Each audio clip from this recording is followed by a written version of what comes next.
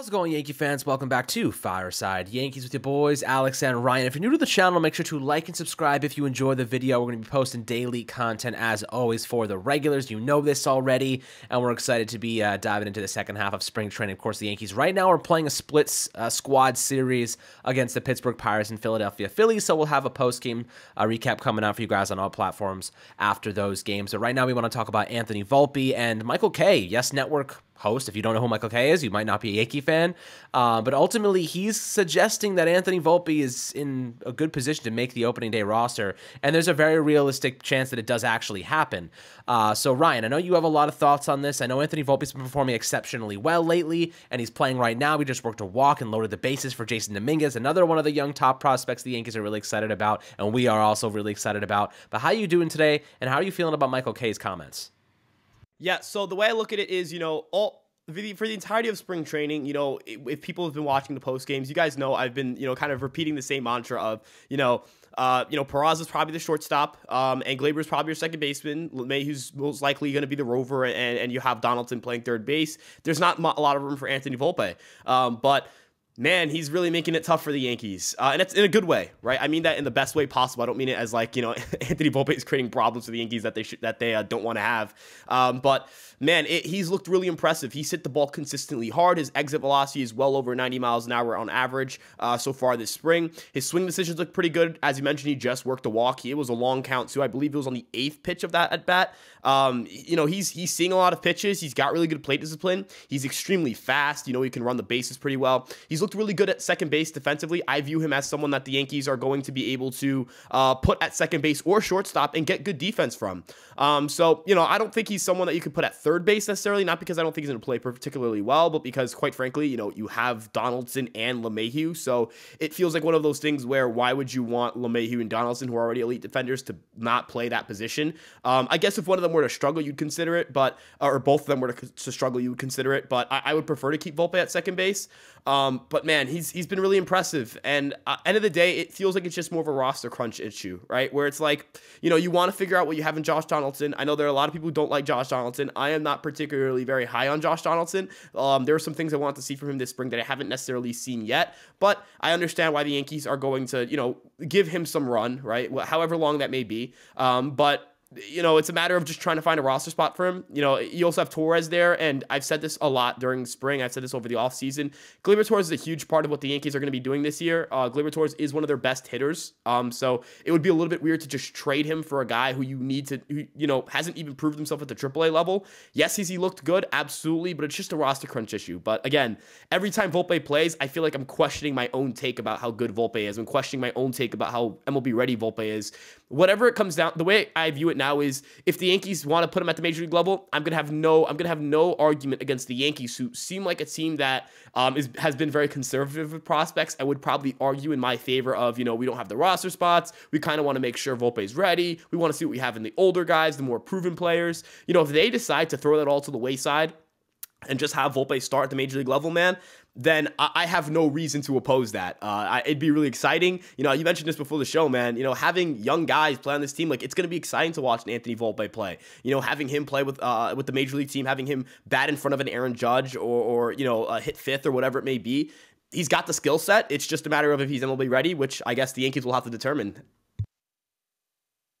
Yeah, I mean, that's absolutely right. They're going to have to figure out what exactly to do here. I mean, there's a couple of options that they do have regarding Anthony Volpe. Now, that obviously we think that they may start him in AAA, but now things are starting to take momentum. There's some momentum going, and the narrative is starting to change that he could be in the mix there. Now, General Manager Brian Cashman did say that trades tend to start to heat up towards the second half of spring training. So and he did mention that they do have a strong point. We know that it's the infield in terms of the depth and the logjam currently kind of unfolding there.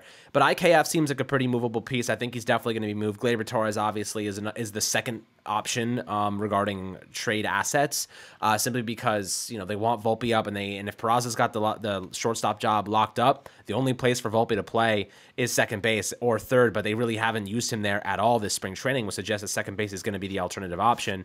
And as you said, I think I would prefer him there as well. So when you're looking at Anthony Volpe, is he ready? He's hitting 300 with a 391 OBP, a little bit better, just worked a walk. Jason Dominguez ended up popping out to the infield. But Volpe is, to me, MLB ready. I mean, you're not going to find a player that's more mature. You're not going to find a player that wants to win more than him. He is like Derek Jeter reincarnated in terms of his mentality. Tangibly, he's got a lot of great stuff. I mean, obviously, he's a very good infielder defensively. He can work the count. He can hit for power. He can hit for contact. This is a player who only gets better with experience. But the only thing is, how much experience can the Yankees offer him early on if they do elevate him? But there is an interesting rule, Ryan. I don't know if you know this. I just read this. I forget where I saw it. But if the Yankees elevate a player, a prospect, one of their top prospects, and they end up in the top 3 in Rookie of the Year voting, and there's a bunch of other different things, they actually can earn up to 3 additional draft picks if they're like rookie, for example, that they call up for a full season performs really well. So there is incentive. The NFLPA, or rather the MLB, Players Association, they wanted to kind of incentivize teams to call up players early, because they try to manipulate service time, and that way they can pay them later. They don't have to pay them a lot of money. Trying to incentivize them with saying, hey, if you do call them up and they do perform really well, you're going to get additional draft compensation because of it. So there is a rule there that the Yankees can take advantage of. But again, that means Volpe has to land in the top 3 in voting of Rookie Player of the Year, which isn't out of the question. I mean, he's got more than enough talent to be in that conversation. But I'll ask you this, Ryan. What do you do with Gleyber Torres? Because that's really the one guy standing in the way of Volpe getting called up, and they have to make a decision there. Now, there is an option that we just wrote about on the Empire Sports Media website. Nick, our buddy, covered that one regarding maybe if Giancarlo Stanton is playing in the outfield, Gleyber Torres is serving as a designated hitter, which then allows Volpe to play defensively on an everyday basis. Is that something that you would entertain? Yeah, so the way I look at it is, Giancarlo Stanton outfield would be obviously a risk you're taking. I don't know how, Aaron Boone said the Yankees were gonna say ideally it would be 60 games. I think was the highest number he gave for Stanton in the outfield. I don't think they're necessarily keen on putting Stanton as a full-time outfielder. I know it would really open up the lineup, but I think they want him in that lineup as much as possible for obvious reasons. He's really good hitter, but if they could get creative and just figure out a way to rotate guys around and get Volpe in the lineup, I think they could get it done.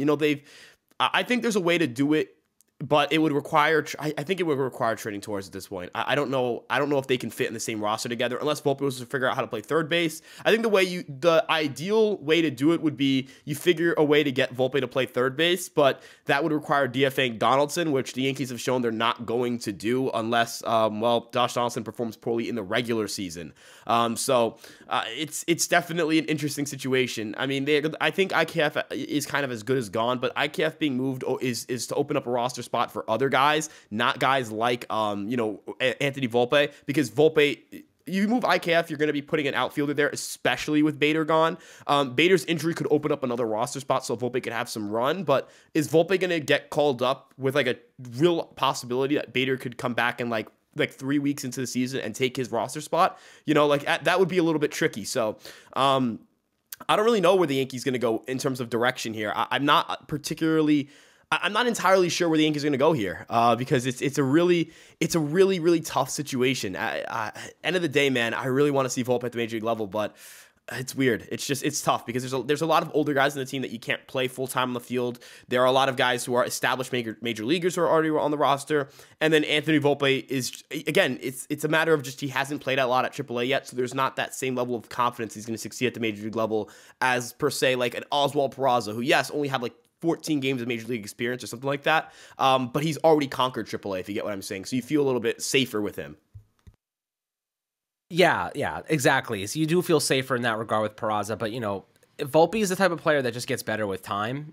So maybe if they do start him, look, either way they go, I don't think it's wrong. If they call him up now, I'm totally on board with that. But if they put him in AAA for a couple weeks so we can get used to it, they can figure out what to do with Torres, kind of allow this infield to naturally unfold, I'm also fine with that. Either way, I think it's a fine decision. Put him in AAA for a little while or call him up now. I think he's ready.